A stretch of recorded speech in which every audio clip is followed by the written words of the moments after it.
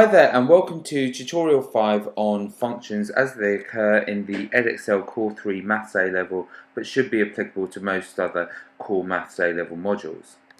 Again, let's take a look at what Edexcel says we need to know. In the previous video we talked about a function as either a one-to-one or many-to-one mapping, i.e. so that every element that you put into the function, i.e. every element of the domain, gets its own unique element in the range. And we talked about what the domain and range were. The domain of a function is the input and the range is the set of outputs. Okay. We also introduced this notation at the end to determine a function. F maps an input number of the domain x to an output, and we use the f of x notation.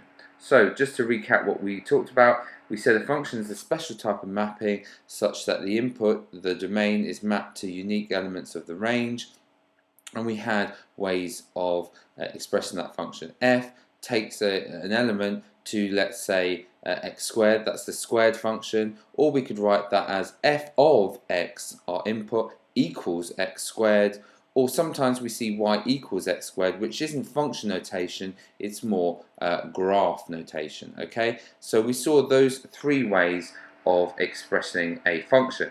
Now I want to take you through a few examples of how to identify the domain and ranges of particular functions and how to deal with almost exam style questions. So let's take a look at the first example. Here we have a function in f of x equals notation, and it is equal to 3x minus 1. What that means is you put an input number in, you triple it, and you take away 1. And our domain, our input numbers, are 0, 1, 2, 3, and 4. So we could start by talking about what the range of this particular function is. So what is the range of this function for the discrete domain we have? Well, let's work it out. If you put 0 in, so you do 3 times 0, you get 0, subtract 1, so the first element of the range is minus 1. And you do that with all the others. 3 times 1, take away 1 is 2, 3 times 2 is 6, take away 1 is 5, 3 times 3 is 9, take away 1 is 8, and 4 times 3 is 12, take away 1 is 11. That is our range there. What else could we say about this function? Well, we could say every time we put an x in, we get a 1 y out or 1 output out, so it is a one-to-one function. And could we plot this one? Well, we'd have to be very careful plotting this one. We could. Let's just draw ourselves a pair of axes here. It is a discrete function. There are only 5 elements of the domain, so there are 5 outputs. 0 goes with minus 1, that is 1. 1 goes with 2. 2 goes with 5. 3 goes with 8. And 4 goes with 11, something like that. You wouldn't draw a line between these because these things here are discrete. Okay, there are only 5 elements in the domain and 5 elements of the range. Okay, let's take a look at another one. This is telling us that f of x, we put an x in, we square it, double it, and then subtract 1. And x can be a member of any, can be a member of the real numbers. It can be any real number. So, what's the range and what type of function is it? Now, always draw the graph of functions. It makes your life a whole lot easier with continuous functions. So, draw the graph. An x squared graph, remember, looks something like this. Okay, a 2x squared graph looks something a bit steeper, and a 2x squared minus 1 graph is shifted down 1. So it would look something like this, where it goes through the point here, 0, minus 1. That would be the graph, something that looks like the graph. So x can take any real number, it can take any number along here. And what is the range here? Well, the graph easily reveals for us the range. Our f of x values can take any value bigger than or equal to -1, okay? They never go less than -1 because the graph doesn't go below there. So the way we would state that, we would say our outputs, our f of x, are always bigger than or equal to -1. What type of function is it out of interest? Well, every x I put in, I get 1y out, okay? But for any, say, for example, this x here gives me the same y as this x would over here. So it is a many inputs give you one output. It's a many to one function. Let's take a look at another one. Here we go, different notation here. F, the function, maps our input to x squared minus 4. Our domain here has been restricted. Okay, it's not all of the real numbers, it is the real numbers between -1 and 3 inclusive. So we need to have a think about what the range is here. As always, draw a graph. It makes life so much easier. Now, just remember, in general, an x squared graph looks something like this. An x squared minus 4 graph is shifted down 4. Looks something like that. But we only care about this function when x is between -1 and 3. So maybe something like this. We only care when between x is -1, so we only care starting off here, and when x is 3 at most. And let's imagine 3 is here, so we would want to extend our function a little bit to fully take it into account. So this should be a parabola, by the way. It's not looking quite right. It looks something like that. It includes 3, the answer when x is 3, and it includes the answer when x is -1. So it would look something along those regions there. Now, we need to state what the range could be here. What is the range? The range is all the possible values that our function could take. Well, at its lowest, the function is at its lowest here at the coordinate 0, -4. So f of x at lowest is -4, and at highest is the answer when you put in 3 into the function. So 3 squared minus 4, which would be 3, 5. It would have the value 5. So we would say that f of x, okay, is between, so it is bigger than or equal to -4, but it is less than or equal to 5. What type of function is it? Well, again, it is a many to one function, because that x there and that x there will give you the same y answer. So it is a many to one type of function. Let's take a look at another one. F of x is equal to 3 over x. The domain, x is a real number, but x can't be 0. Okay, let's think about what the range is and what type of function it is. Again, draw these graphs. It makes your life a whole lot easier. 1 over x, remember, looks something like that, and 3 over x is more steep, looks something maybe like that. Just amend that there. It never touches, it asymptotes at x equals 0. So we'll rub out this one here, and we'll keep this one in here for f of x is 3 over x. We might write that as y equals 3 over x. Okay, now x, the reason x can't be 0 is because if you put 0 in here, it would be undefined. It asymptotes up to infinity, or it goes to infinity, this function, when x is 0, so you don't include x is 0 as a part of the domain. So, what is the range? Well, actually, the function can take any value in the world, okay, but it never reaches 0. So f of x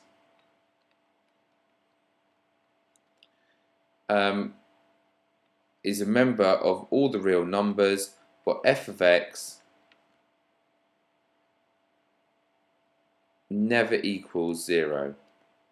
You can never, f of x never touches 0 there. And what type of function is this? Well, this is a one-to-one function. For every x, you get a unique output. every single x you get a unique output. So this is a one-to-one type function. Okay, now what I would like you to do, there are 4 similar questions for you to do. In each case, I would suggest that you state the range and you state whether the function is one-to-one or many-to-one. In order to do this, I would suggest, apart from question 1 where it's a discrete domain, all the other ones draw the graph in order to answer these type of questions. So pause the video here, in 10 seconds I'll go through.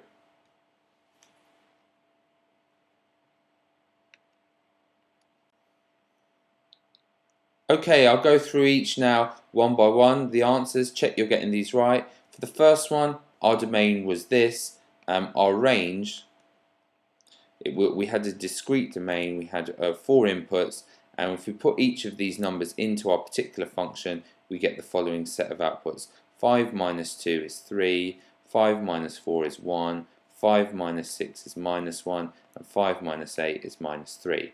That was our range. For every input we got a unique output, so therefore this was a one-to-one function.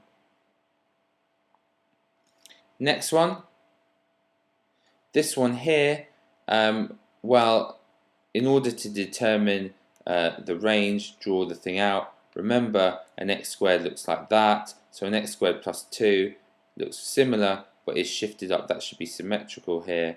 Let me just move that over to make sure it looks symmetrical.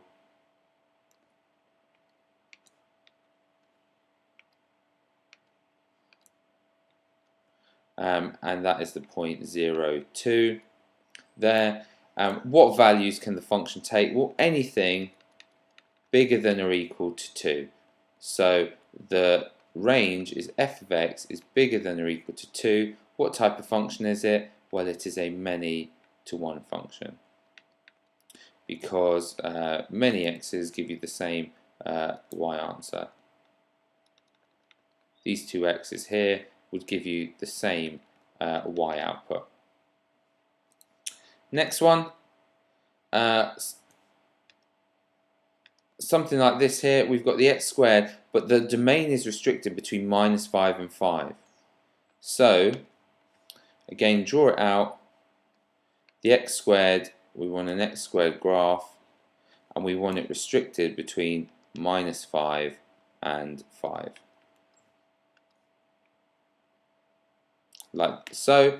Now, here is the point 0, 0. The smallest part of the graph is here. When you put 5 in, you get 25, and when you put minus 5 in, you also get 25. Okay, so what is the range of this function? Well, f of x is always bigger than or equal to 0, and it is always less than or equal to 25 at most. And with these sort of U-shaped parabolas, they're always many-to-one.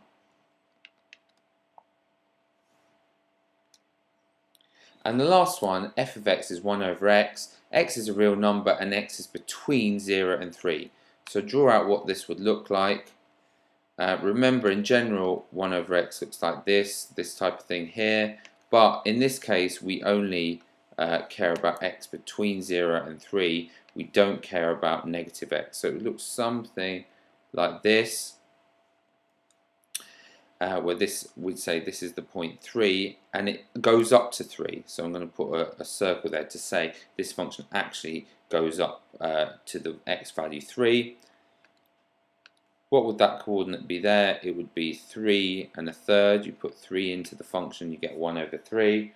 And you can clearly see here that our function, okay, is always going to have a value bigger than a third, and it's going to go up indefinitely. So our f of x is bigger than or equal to a third. What type of function is it? It's one-to-one.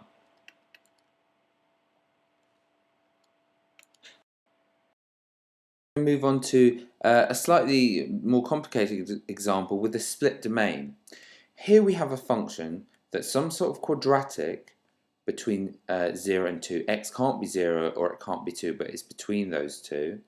And it's a linear 4 minus x between 2 and 6, but it can be equal to 2, but it's not 6. So the function in its entirety is defined over the domain 0 to 6, but it is different entities between 0 and 2 and 2 and 6. State the range of the function and determine what type of function it is. Well, as always, best thing to do is draw a graph.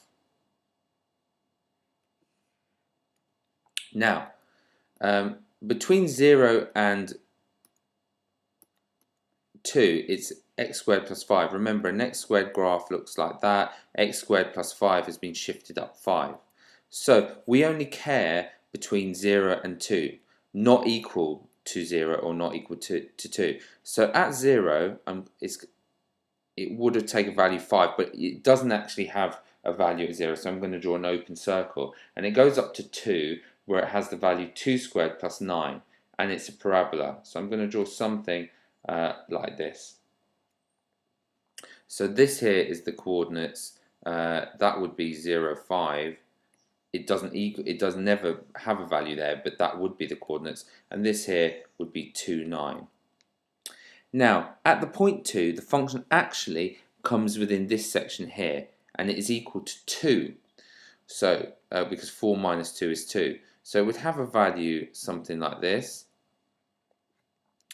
and that would be the point 2, 2. And it's a linear graph, and it gets defined all the way up to 6, near 6, but not equal to 6, where it would have the value 4 minus 6, which is minus 2. So somewhere here, which would have the value, you'd have x is 6 and minus 2, and it would be a straight line between there and there. It doesn't have the value 6. So that is what our graph looks like, something along those lines. So what's the range of the function? Well,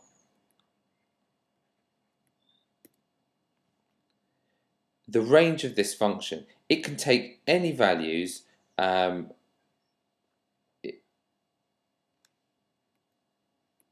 between here and here. F of x is less than 9 and bigger than 5, or f of x is less than or equal to 2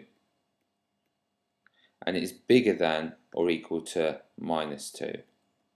So there are two sections of the range there. The f of x is either between 5 and 9, or it is between minus 2 or less than or equal to 2. Find the value of a such that the function is 7.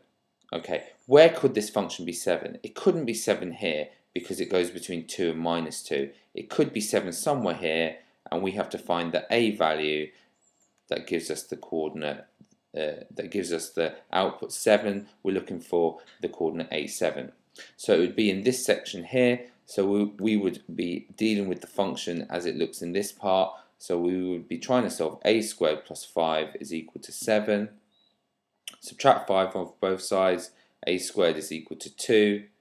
And square rooting a is equal to the square root of 2. You ignore the negative square root of 2 here because the function is only defined between 0 and 2. So it would have to be the positive value. So root 2. A is equal to root 2. Okay, I would like you to try one very similar to this with a split domain and state the range of the function by drawing it and find a particular domain value that gives you an output value. So pause the video and I'll go through it in 10 seconds.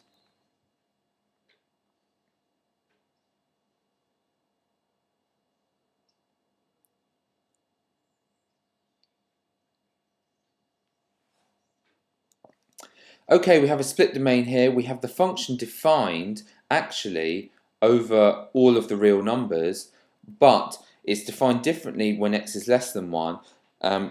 It's defined linearly when x is less than 1, and it's defined as a quadratic when x is bigger than or equal to 1.